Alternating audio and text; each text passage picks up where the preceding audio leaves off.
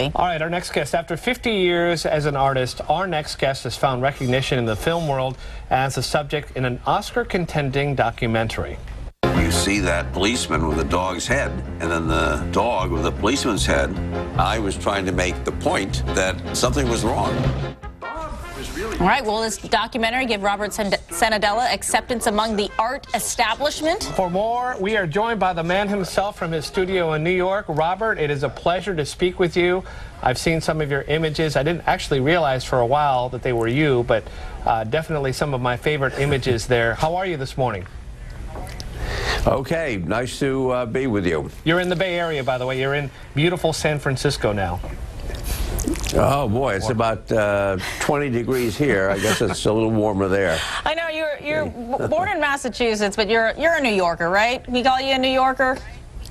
Oh yeah, definitely. I have to consider myself a New Yorker. You know, it's so interesting because when you started out, you talked about you have the Heinz tomato soup can behind you, and I know that you originally did this work where it was satire. You were kind of putting it out there.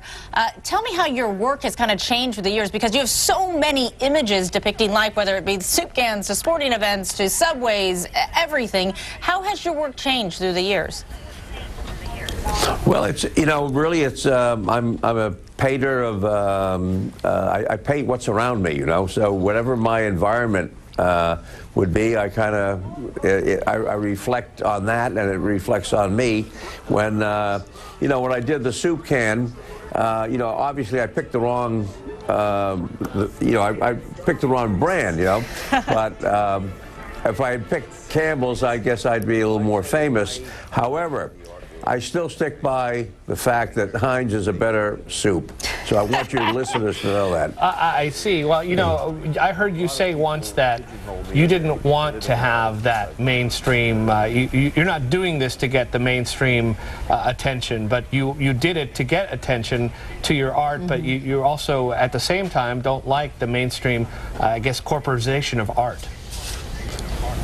Well, I was hoping that by having the Heinz, you know, and that soup cans are dominating the field of art for the last 30 years is kind of amazing in itself. And I was trying to really bring attention to the fact that there was other, a lot of much more serious and more interesting art being done. The establishment goes with what sells, I guess. That is really what their interest is, and I just wanted to kind of point that out in my way. You know, I have my way of, I use humor as my weapon, I'd say that.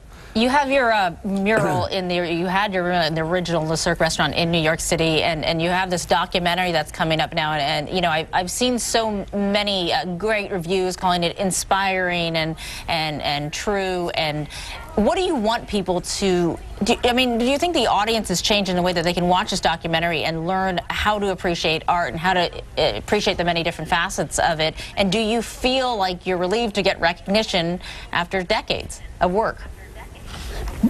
Well, you know, the idea of getting recognition is really, what is art? Art is it's a form of communication, and when someone, I've had literally thousands of letters have come in after this documentary because so many people go to a museum and they look at, they see a show and they say, my kid could do it or this, but they don't say it out loud because they don't want to be, they think there's something, they're stupid or something because they don't understand what's there.